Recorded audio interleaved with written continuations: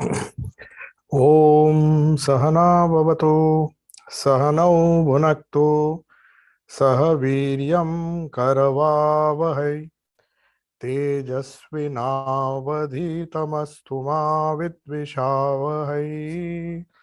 Om Shanti Shanti Shanti. So we welcome all of you. As announced earlier, the Saturday class will be alternately on the Bhagavad Gita, which is conducted by our university. That will be at 5:45. But today it is on Vedanta and the science of human possibilities. So in our previous class, I think we took it most a month ago. We were not able to take classes uh, for several weeks now. Of course, we had the Bhagavad Gita class in between, but this Vedanta and the science of human possibilities, we have shifted to Saturday instead of uh, Friday. We used to hold it on Wednesday, but because now the classes are held only on Tuesdays, Thursdays, then we have Saturday and Sunday. So Sunday is dedicated to Sri Ramakrishna, the Gospel and the Great Master. Tuesday is dedicated to Holy Mother, the Gospel of Holy Mother and the Divine Play of Holy Mother. And Thursday, Swami Vivekananda's Raj Yoga and the Master as I saw him by Sister Nivedita alternately. So these are all alternate classes, and we now take up the thread of the the class in which we discussed about the basic principles of Vedanta and how it helps us to explore all the human possibilities. We call it human, I don't call it divine, because we are still very much human. It takes a lot of time and maybe a lot of spiritual practice to enter into the realm of divinity. So we are intensely human with human problems and human issues and all the trials and tribulations that we have to face. And we will explore through a series of talks which we have titled as Vedanta and the science of human possibilities. We call it a science because it can be experimentally verified as we experiment with all the scientific truths. They can be verified not only in our own lives, but in the lives of others as well, in our interactions with others. So does Vedanta change significantly the way we deal with ourselves, the world around us, the people around us, and the world that we come in contact, the things, the materials, the people around us? Does it significantly alter the way we interact? That is the main question. That is why it has been termed as the science of human possibilities. We think we have physical possibilities, which everybody knows. Then we have mental possibilities, mental skills, academic skills, skills required to lead a very successful life in the world. Even that is known to almost all of us. And by personality development, normally we mean physical and mental development. Beyond that, there is a spiritual development, which is also can be called as a spiritual possibility. So when we explore all the three possibilities, then only the transformation becomes complete. So we saw in our initial few classes, yeah, we could not discuss for a long time, so I just recapitulate what we discussed. But the topic that we were discussing in the previous class was there is an entity known as the self. Self, that is the innermost self, which we normally identify as I, the ego. For most of us who are living in this world, when we say I, we mean our body, our mind, our characteristics, our qualifications, our positions, and all our possibilities that we think we have. We have many possibilities which can be quantified, which can be measured. We can call ourselves as successful people or unsuccessful people. So that I is always involved. When I say I am an engineer, I'm a doctor, or whatever it is, I give certain labels to myself. So that I is something deeper within, plus the label that you attribute to yourself. So the labels can be many. If a person is very gross, he will consider himself a physically very successful and a strong person. If he is slightly evolved, I mean, along with his physical strength, he will evaluate himself, comparing himself with others as far as his academic skills, his artistic skills, his skills which enable him to lead a successful material life in the world. That is also important. So that is another human possibility. So there are a lot of studies done on these two, but our concern is not that. Our concern is a deeper human possibility which Vedanta has explored. Not that Vedanta did not explore the other possibilities. We have the Ayurvedic, the sciences which were developed, the medical science, and there are so many other sciences which explored the physical world, found how we could have harmony. The wonderful study about the human body that our ancient medical professionals did, how to keep the body and fit, healthy, and because that is a medium, they did not neglect the body, because according to Patanjali, many people do not know that Patanjali has written one book each on each of the three fields of personal development. He has written books on medicine, books on the mind, how to take care of the mind, but at the same time he has written uh, composed books which deal with the physical body up to the prana level, say asana, pranayama and all. They form part of Patanjali's yoga, but they are just, he has evolved these thoughts from his text on the health of the physical body. So he covers the physical body, then he comes to the mind, that is Patanjali's yoga. Patanjali wrote the sutras so that the mind can be taken care of. That is the second subtle level of our personality. And then he deals with the spirit also when he talks about the self, the Purusha, in Patanjali's yoga itself. It's not just the mind that he is dealing with. He deals with the self which is within, which he calls Purusha, and other Vedantic scholars or maybe Vedantic philosophers, they call it Atma or Brahman or Atman. If it is at the individual level or even at the universal level, it is either called as Atman or Brahman. The witness of all changes, the self, that is the one thing within us which is the witness of all our physical, mental and our ego also. We know when, for example, when our ego becomes very prominent and it hurts us and hurts others, we realize that I have been very egotistic. Who is that person who understands this? We know our faults, though we may be helpless. Our ego sometimes dominates us and it causes a lot of problems to us and to others. We know its effects, what happens to us when we are, our ego expands more than necessary. Then we come in conflict with others' egos. Naturally, they have their own egos. But who is the one who is the witness of that ego?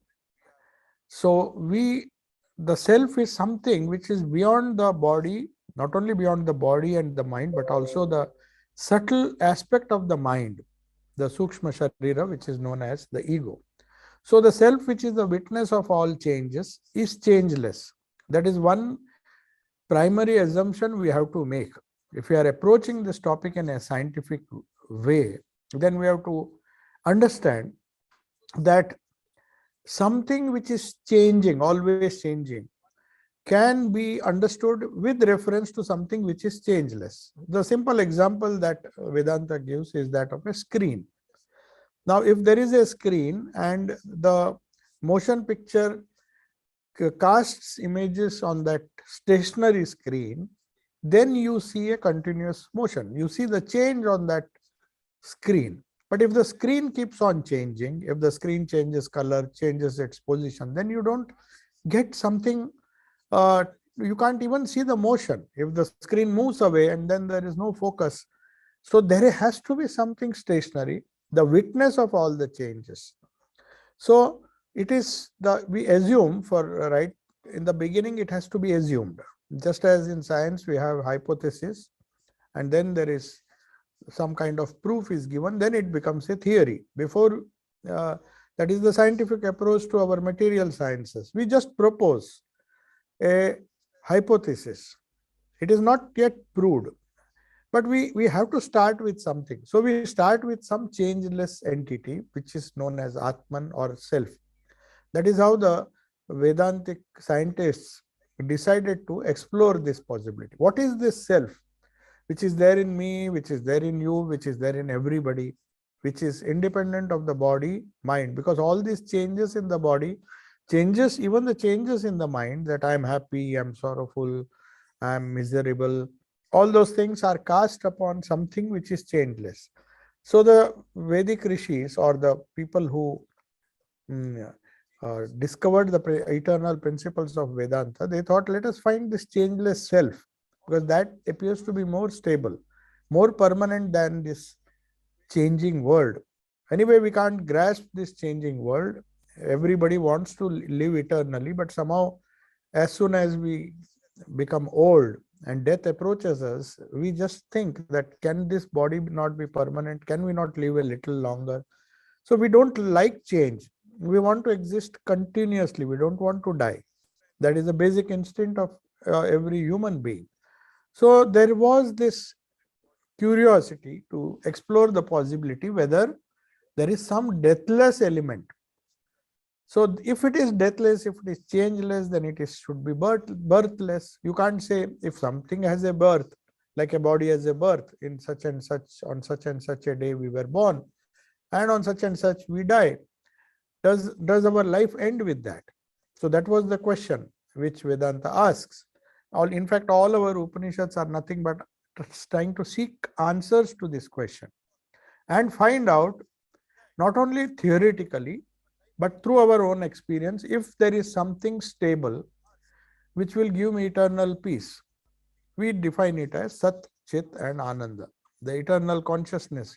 We are conscious of many things. Sometimes we are partially conscious, sometimes we are fully conscious, fully aware. Sometimes it is very hazy in a dream.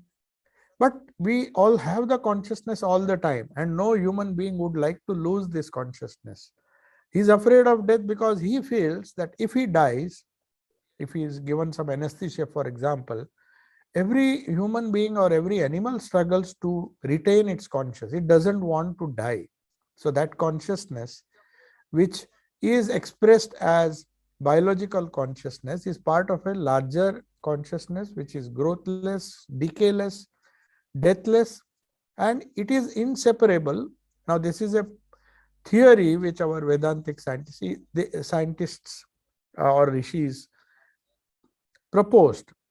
They said, if it is deathless, if it is limitless, if it is growthless, birthless, this Atman should be equal to Brahman, the Brahman that is the self of the universe. There can't be any difference, because there cannot be two two infinites. There has to be only one infinite. There can't be two. Then it won't be infinite.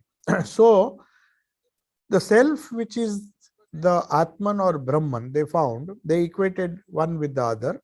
The self within me is the self within you. That is what the Upanishad will come to, the actual Upanishadic verse which proves this, because here we have to take the help of the Upanishads first, which is also known as Vedanta. Later on, we'll come to a stage when we realize the truth of this. Like in the laboratory, we start with a hypothesis, then try to get some proofs. As we go on thinking about these truths, practicing the spiritual disciplines as the scriptures asks us to do, then you will find that this truth becomes not only theoretically, we are not only theoretically convinced, but we see truth face to face. As Mahatma Gandhi wrote a beautiful foreword to the biography of Sri Ramakrishna, he says Sri Ramakrishna's words or his philosophy or his life enables every human being to see God face to face. Why did he say that? Gandhiji was not one who was in any sense, he was one person who would accept only if he found it is true. No person, no mysticism would appeal to him unless its truth, verified truth was proved. He was so a lover of truth. So if he has said something like this, that means he has experienced something, that by practicing these eternal truths, you come in contact, as he said, you come in face to face with God, whatever be the conception of God you have.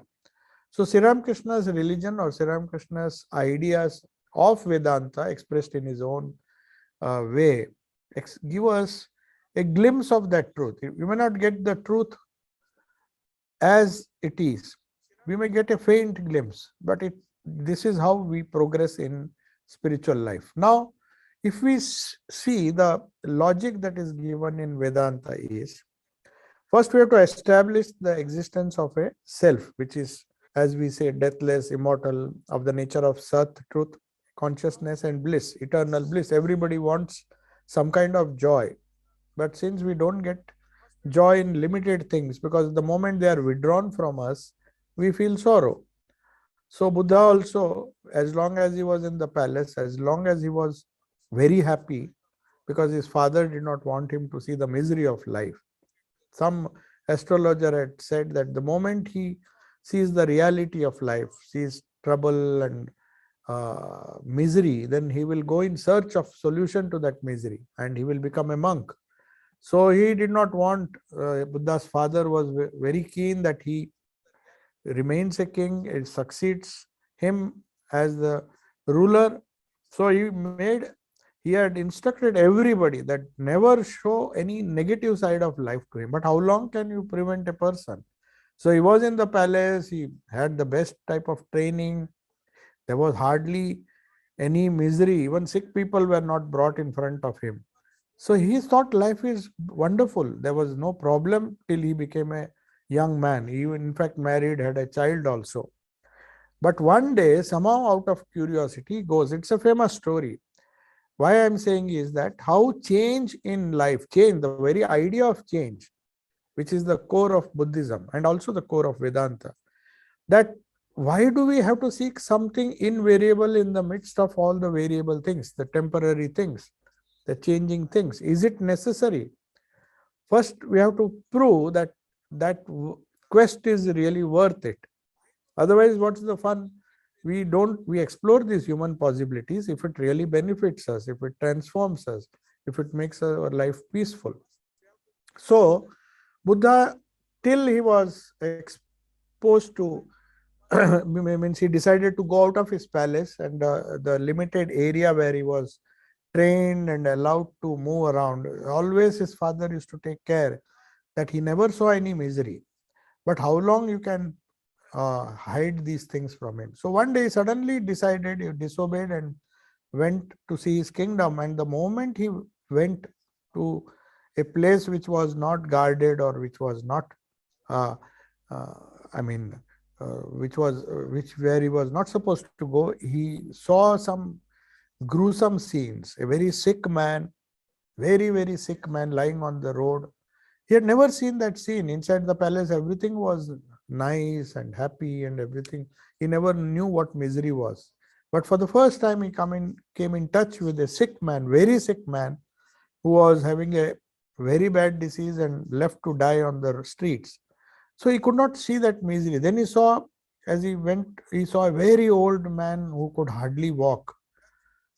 And seeing that also, he asked his charioteer, what is this? Do I have to undergo all these things? He said, everybody who is born has to undergo this. And then it was like a big shock for a person who had never seen these things. And finally he sees a dead man being carried. Then he asks, what is this?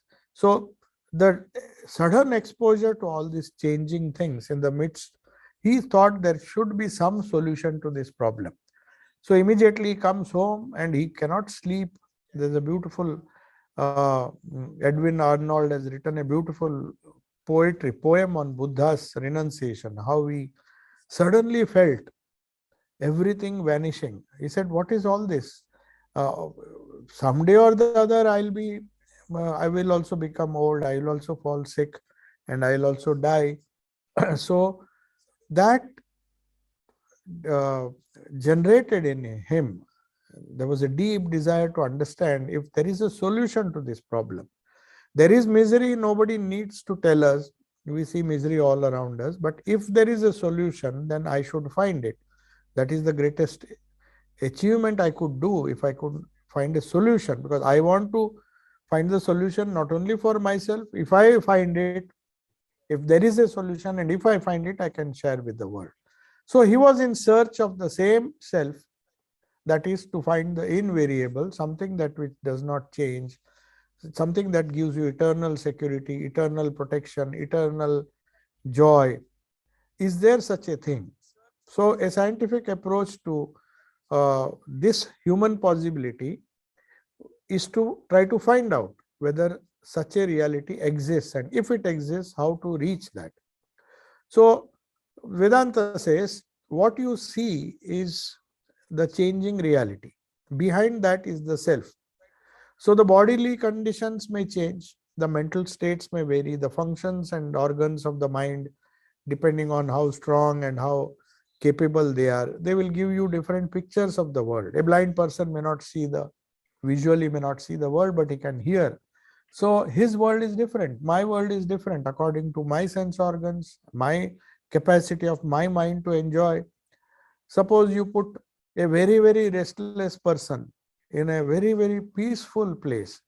For you, for some people, it may be a great joy. You can just spend your whole evening on the seashore, or maybe in a beautiful Himalayan place where there is so much of silence. But you keep a very, very restless mind, a person who is so much used to socializing and activity, and who cannot sit quietly for, you ask him, he will find it a punishment. The same situation is perceived by different people of different conditions of mind in a different way. So some people, if you put them in the midst of silence, all are not yearning for silence. They feel they should meet people, they should do some activity, they'll simply feel restless. An ideal classic example is given. Sri Ramakrishna explained all these things in a very, very simple way, giving real examples. He said, he was a very keen, he had a very, very keen observation. So when he was in Dakshineshwar, you all know the people used to come by boat. They used to come from Calcutta or maybe other parts of the town by boat. That was the easier means of transport. So a big group would come, and in that group, some would be interested in meeting him, listening to his wonderful words, and some were just had gone for some kind of change. You know, they just feel, okay, my friends are going, let me also accompany them. But after coming to the room, when they saw Sri Ramakrishna is talking some wonderful truths, for some people the truths were wonderful, but the other people got restless. Those who had come just to accompany their friends, who were really interested and wanted to listen, they said, no, we are not done, we'll come later. So their boat was there. So Thakur used to observe, they were not hardly able to sit. They were just becoming so restless that, oh, where have we come here? We just want to leave this place. And seeing their restlessness, Thakur used to smile. Then he says these people would just whisper in their friends' ears that you sit here, you finish your satsang or whatever it is, we will go and sit in the boat and wait for you. And they did not even have the patience to just sit here and see what is going on. It's not their fault because their minds are restless. So the functions of the organs and minds vary from person to person. And there are variations in our biological process also. This is a scientific fact that the biological, some people are born autistic. They have a different perception of the world. They're born with certain deficiency, blind, deaf, dumb. Their universes are separate. So how do we solve this problem? The world keeps on changing. Every time we want some steadiness, keeps changing. After a certain time, people get tired of this change. They just want some kind of peace. In the beginning, it is very enjoyable. Change is life, they say. Change keeps on the organs and the mind, the sense organs, the mind, mental states. If it is too restless, after a certain, normally it happens in old age. People don't realize when they are young, but as they grow old, the restlessness with which, say people are forced to retire, you ask them how they find life so difficult. If their children perhaps keep them, their parents, they say, you just stay, will give you food, we'll give you everything, you don't have to worry, we'll take care of you. Ask them, they will be restless. They want to go out, meet friends, but they can't do because of their old age. So the bodily conditions have changed. The mental states have not changed much. The same restlessness they had when they were young, it was fine. They could get away with it. But when they are old, that restlessness becomes a punishment. It becomes a torture. So they feel now these younger people are not talking to us. They're not, because they are busy. They can't even spare some time for you. And you think that your problem, because you have not taught yourself. The people have not taught themselves to handle their own minds. So that is why these biological processes, they keep on, nobody becomes younger and younger. The people will become older and older. The senses will become less sharper and sharper. So the organs vary, the mind varies, and the biological processes takes us towards something which is known as death. So that is why Patanjali says death is the ultimate fear. The fear of death, which is known as abhinivesha, is there are three kleshas which he says are impacting our mind. He was a very, very scientific person. His psychology is very simple. Patanjali's yoga. He says the kleshas, the mental states, that all our problems can be classified or can be reduced to three. Apart from the ego and the ignorance that is we are born with, the other three problems is having a strong attachment for things that we like. Everybody has likes and dislikes. The more we have stronger likes and dislikes, the more miserable we are. It's a simple law of Patanjali. If you have very strong likes and dislikes, you are the most unhappy person. But if you do not have very strong likes, everything is there, you just take it in your stride. You get certain things that you like, you are happy, you are attached to them, that is known as raga. We have dvesha. But the worst enemy of our worst problems are created when there is this klesha known as abhinivesha, that is translated in Sanskrit as clinging to life. So now clinging to life is a basic instinct which no animal or no human being, of course, a human being is also an animal. Everybody has that basic instinct for survival. So the fear of death, it is also known as fear of death, abhinivesha, or it's also known as clinging to life. Even a small insect, when you try to kill a cockroach or something, it will somehow struggle to live. Nobody will want to die. So that is nothing, we are born with that instinct. So this biological process doesn't wait for us. No matter however, whatever yoga we do, whatever we try to keep our body fit, a day will come when the body will age. That is what Buddha saw. But some wise people, as Nachiketa did in the Kathopanishad, they want to realize that changeless before they die. That is why he went to Yama. He said, I have come to you to seek answers to the basic question which is troubling every human being. And I know it. He was just 14 years old, but much wiser than his father, who was trying to go to heaven, doing all sorts of rituals and all. But he says, no, I am not come to, I don't want. In fact, Yama tempts him.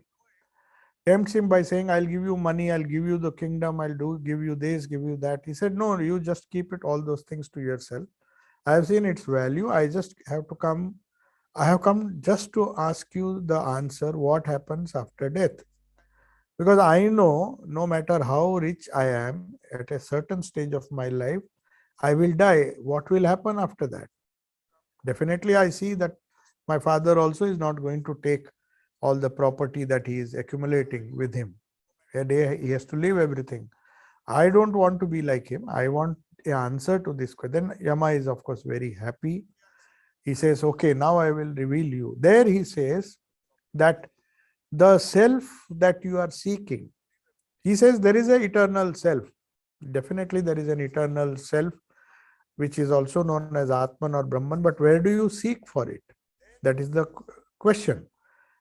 Theoretically, knowing that there is a changeless behind the changeful, fine.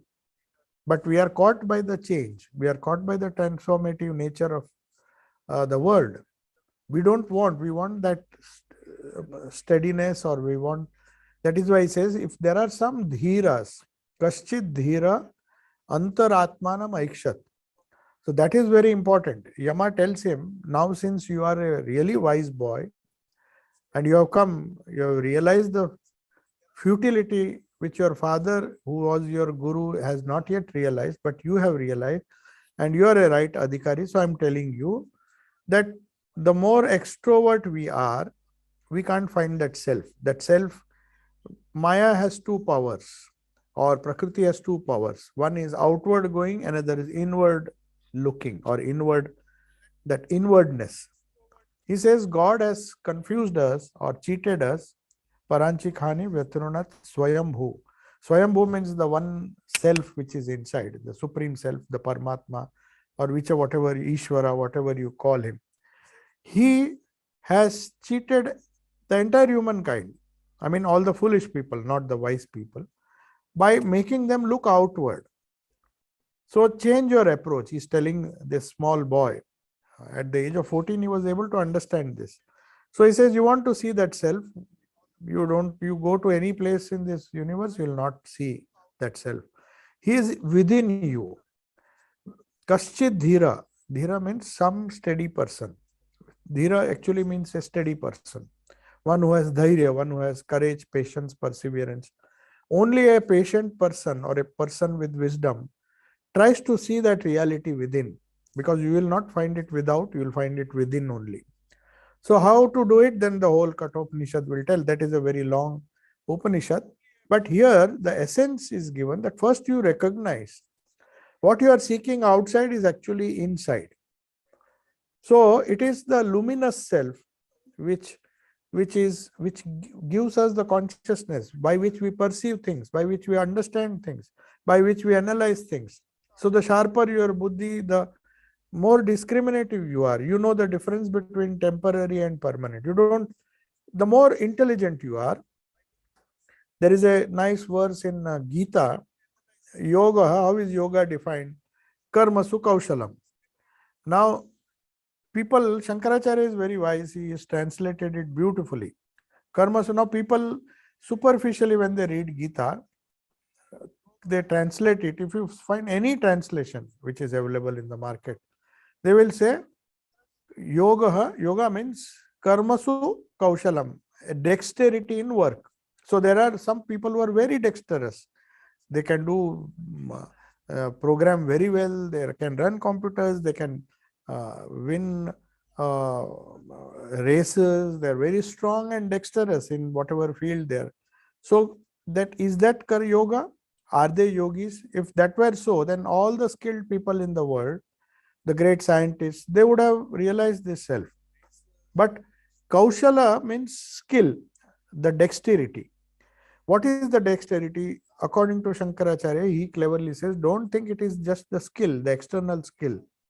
It is the internal skill to understand that the difference between the changeless and the changing reality. If you focus only on the changing reality, you will get a skill which will enable you to earn wealth, become great in the world outside, but it will not solve your problem. That is not yoga. You will be excellent in your profession, no doubt. But karmasu kaushala means do karma in such a way that it doesn't bind you. Means it makes you inward looking. For that you have to be a dhira. Kaschid dhiraha antaratmanam aikshat. He tries to see within. And he tells Yama, tells Nachiketa, you are wise, unlike your father who was dreaming of going to heaven by doing all this puja and all these rituals. You have understood, unlike him, you have understood the futility of going outside, because the heaven will just, that also is temporary. He might go there, enjoy it for a few years, then again he will come back to this earth. The Kshine Punye Marta Lokam Vishanti. There's a beautiful verse. Kshine Punye means, that is what this young boy is saying, that it is fine, but once the punya is over, because my father has done some rituals, he has done a little punya, he'll get heaven for that particular time. He won't get infinite heaven or eternal heaven. It's not possible. If you do limited good, how can you get unlimited heaven? So he, after that, his punya is over, he is anyway going to come back. And he tried to explain to his father. He said, don't do this. And his father got angry and asked him to go to Yama. He said, I'm giving you to the god of death. So that's how the story goes. So this young boy, because he has understood that there is a luminous self, that, or the unchangeable, deathless, birthless, deathless, eternal self, who is the witness of all the changing things. A change in outside presupposes an unchanging observer from within. Now that observer is a very steady dhira. He is a dhira. So if you are a dhira, then she is telling Nachiketa, a dhira only because his mind has been calmed to a certain extent. He has spent some time calming down his waves.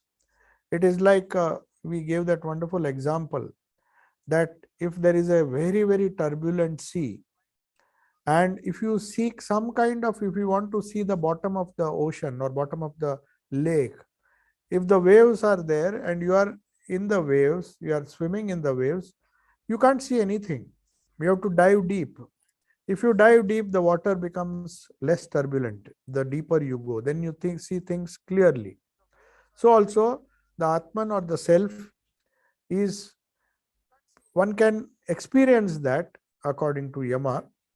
He's telling Nachiketa, only a dhira can do it, because his mind is comparatively, compared to the other restless people in the world, it is more steady. Kaschit dhira antaratmanam aikshat avruta chakshu. How does he do it? By closing his eyes. It's just symbolic. It's not just closing the eyes doesn't help. If it were just closing the eyes, then we close our eyes and our mind goes to 100 places. That is not closing the eyes. What he means is not allowing the sense organs from going outward. Yoga has a wonderful word.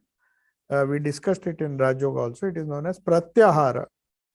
The natural tendency of a human being is to see things outside. Nothing wrong with that, but not at the cost of the vision which is inward. So normally in spiritual life, or when we develop, we talk of the human possibilities, the external skills have to be developed in such a way, that is karmasu kaushalam, dexterity in work. You have to do even the work that you do in such a way that at the end of the work, or maybe when the work is over, when you are comparatively free, everybody has a lot of free time, we just don't use it.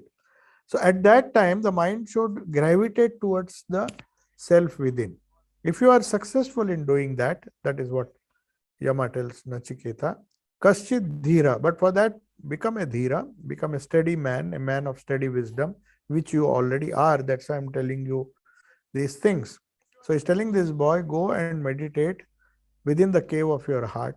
That is why when you, all the meditation techniques, we have to imagine that the Lord that we want to see, the self that we want to see, we just symbolize him, we try to personalize him by creating a form. But we know in our heart of our hearts that the Ishta that we are worshipping is Satchidananda Brahman. Since we cannot conceive of Brahman with this limited mind, we conceive of him as Krishna or Rama or any other god and try to see him. All the gurus or all the Rishis will tell you the self is to be seen within. Why do they see within? Because they want us to interiorize our minds. The minds are going out again. That's a natural tendency. We can't blame anybody, because right from childhood we have been told to see things outside. So it takes a lot of training to just turn the mind inward. So one of the methods is meditation. So through meditation, what actually we are supposed to do is to focus on something. Maybe it is a God with form, doesn't matter. As you meditate deeper, meditation becomes deeper and deeper. You meditate in the right way, right procedure if you follow, and meditate in the heart, your mind becomes inward, at least for part of your life. I mean, part of your day. So if you are spent, say, 20 hours or maybe 16 hours, uh, always, because you cannot avoid, we have to deal with people, we have to deal with our jobs, we have to deal with so many external things. That Yama doesn't discourage. He says, but if you are a dhira, leave some time for yourself. When you are done with the work, that is real kaushala. Yoga karmasu kaushalam. Do work in such a way that that work does not make you an extrovert. As soon as the work is over, you feel like just sitting and enjoying your own self, which is within. That is something which every human being has to cultivate. That is a science of human possibility, a possibility which enables you to be Atma Rama. There is a beautiful word. In fact, Siram Swami Vivekananda used to call his guru Atma Rama. I was wondering why he said that. He never used the word Ramakrishna. Many times he used to say our Atma Rama. So what is Atma Rama? One who who gets his joy in life by being deeply focusing on his own self. So he doesn't require anybody else to make him happy. This is an art which many of us have lost. The child has it. Swamiji says in one of his Gyan Yoga talks, which he delivered in Piccadilly, when he came to London, he delivered a beautiful talk. I think in that he says, the child is born with a divine vision. And he says, he uses very harsh words. The society around him robs him of that vision. The child, if you see the innocent child, is full of joy, seeing something.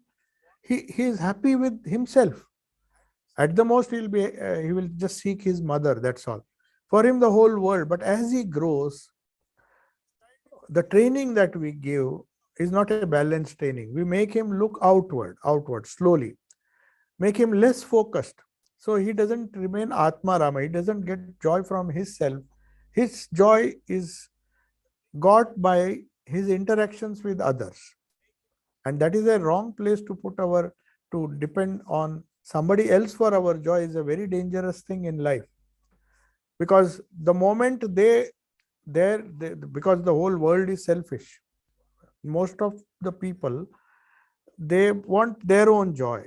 So if you place your joy on something external, whether it is an object or a person or a situation, when that situation changes, when that person goes away or the person cheats you, then you suddenly become miserable. But because the child is happy, the child, before it grows, the child is happy, he is Atma Rama. So Sri Ramakrishna, Swami Vivekananda said, is the divine child. He was so happy, content to remain with himself. That is the art of spiritual possibility that we have to cultivate. So trying to see the unchanging in this changing world is also an art. Just as you have skills in manipulating things, multitasking, so many things we are taught in our professional life, that these are the things, these are how you develop your skills, you will become successful. Yeah, but nobody teaches us the skill of enjoying the self which is within. We have, as it were, time for everything in the world, but not time for one's own self. Sometimes people say that in spirituality you have to become a little selfish, not in the broader sense. Selfish in the sense, give some time for your own self. because the self has its own requirements. It has its own existential requirements. If they are not there, then we take to drugs, then alcohol. All these things are uh, done because people are not able to find their joy in the self. They want to find joy in something else. When people don't give them joy, when situation doesn't give them joy, circumstances do not give them joy, then they think alcohol will give them joy. If that also does not give them joy, then they take to drugs. There's a book written by Aldous Huxley, who was very close to our Vedanta center, Swami Prabhavanand and others. Aldous Huxley wrote a beautiful book, Doors of Perception. Though he was under the impression that these people who take psychedelic drugs, definitely they get some joy, otherwise why they are taking. So he went to experiment, though his guru told him, don't do it. It's not a, don't experiment too much, you'll get caught in that. He said, no, let me see. As a scientist, he wanted to see. So he wrote this book, Doors of Perception. So why are these people spending so much money to go after these small drugs which gives them, something is giving them joy. But unfortunately, it is temporary, just as any other, because they were not successful in other things. Life was a disillusionment for them. They sought joy in certain things. Then they want a higher and higher thing to sustain that. And normally they end up killing themselves because there is a limit. You can't, and moreover, it destroys your nervous system at the same time. So this is trying to seek joy through certain experience. They're actually trying to find their self. There's a beautiful just near Bourne in Woburn Green or somewhere in Cookham. There's a beautiful exhibition of a painter, Stephen Spender. I'm not able to recollect it. His name is Stephen. He was a famous painter. He used to call Cookham, the place Cookham, it's just near Bourne End. There's a beautiful site you can see there where the Thames takes a turn. It takes a curve. And you get beautiful view, especially in summer. So he used to sit there and go on painting. He used to call Cookham the drawing room of heaven, if you see his writings. So I went to his museum. One half of the museum is full of natural paintings. Every day he used to take his, and he used to try to find something in nature.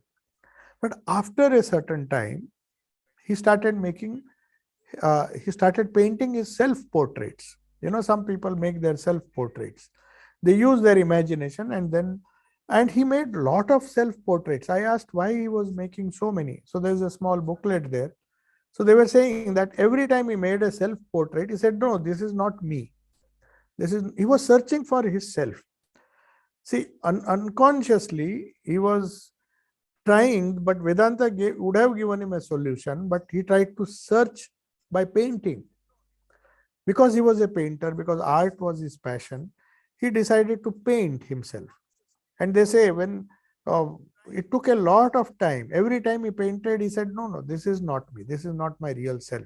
So he was seeking that self within, which recognized the world around him. He got tired of painting the external nature. You see, that is how spiritual, when you concentrate, when people meditate, they become more and more inward, like this painter.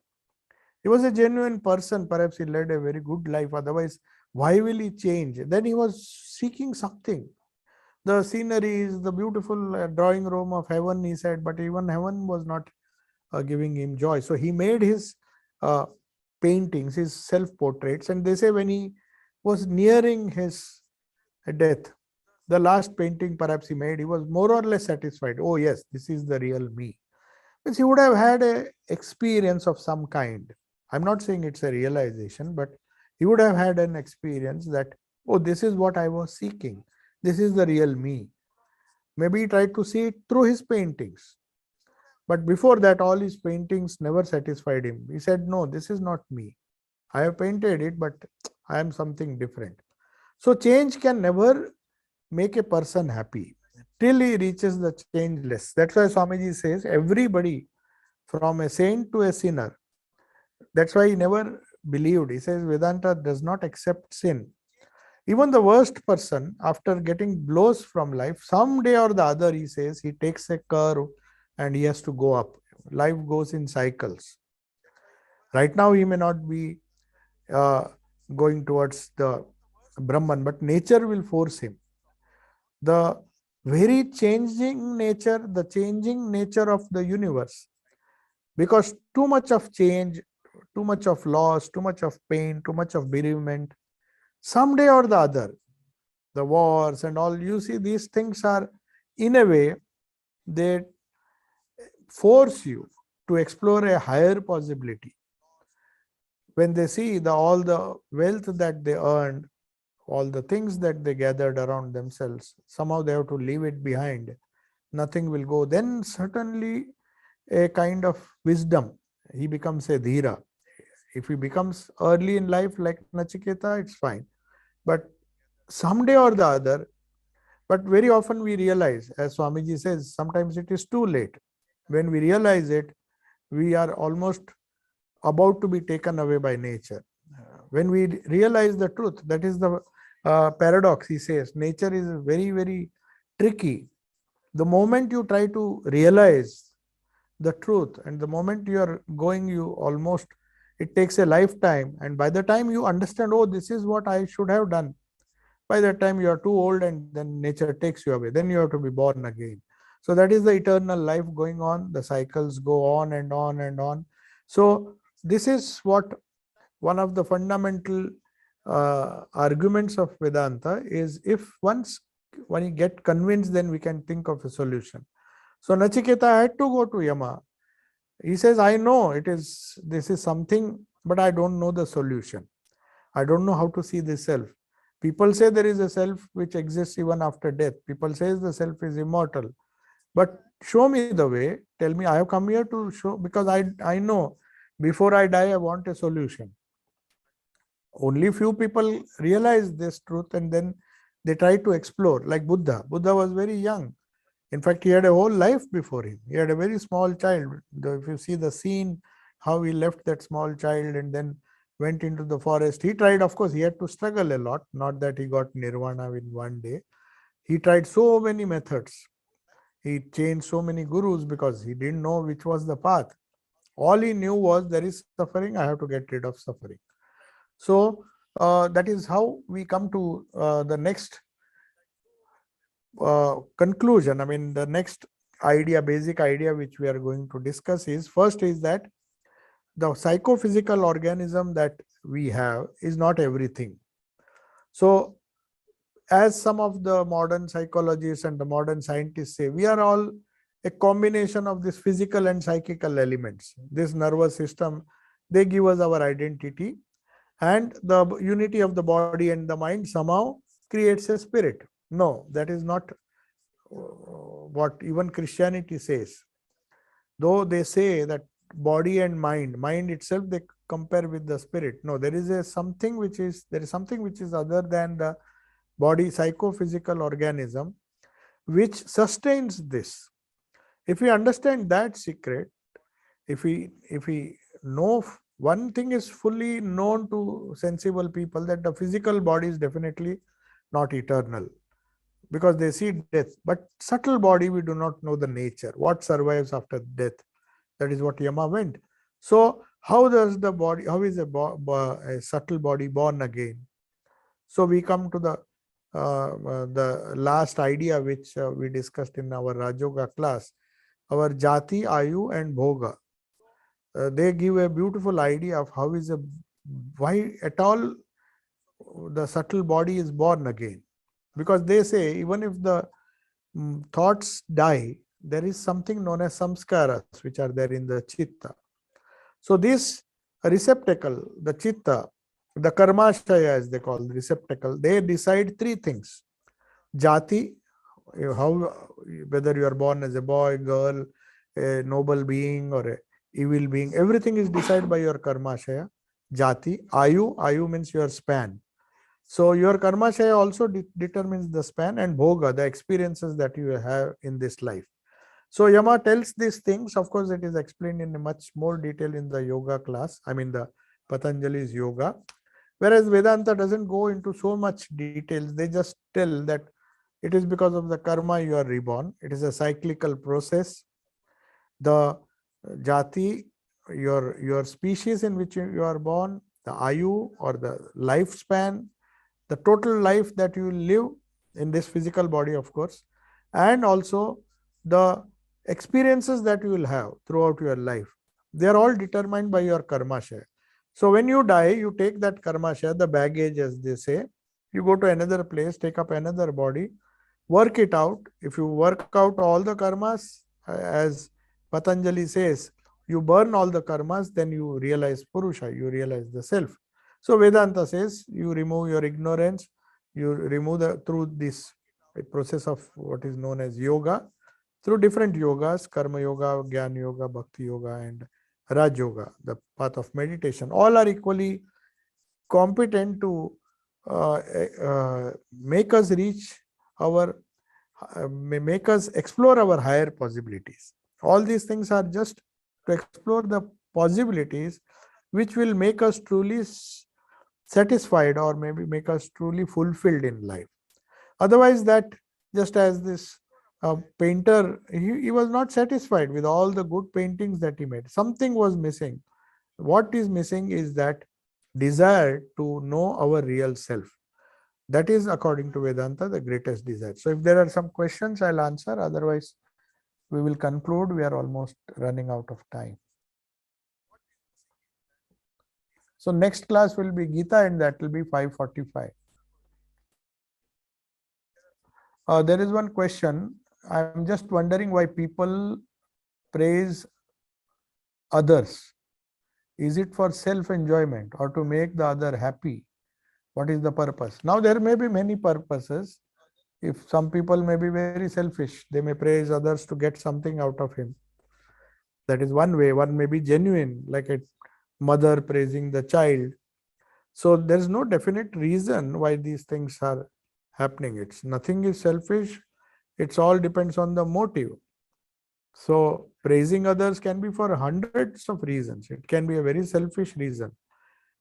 As I told you, if I praise somebody who is powerful, from whom you expect something, if you think you are clever enough, and you think that if that praise will influence him to part with the thing that you want, it works. Otherwise, it has an opposite effect also. We do not know if that person is wise, if he's not carried away with praise. So praising may be for many reasons. There may be a genuine praise, as Sri Ramakrishna praised Swamiji and other people, because you praise them for their spiritual qualities, you praise them for the idea of freedom they appreciate. So mukti or moksha is the ultimate goal. So if somebody is going after that, somebody has these qualities which make them hanker for freedom, then there are people who praise them for that. That is actually, that praise it really worth it, because very few people understand or even realize the importance of freedom in life: physical freedom, mental freedom, and spiritual freedom. So there's one more question. Let me just end with this.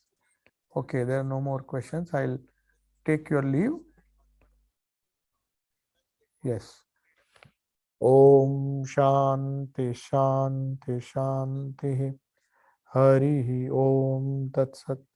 Sri Ramakrishna Arpanamastu.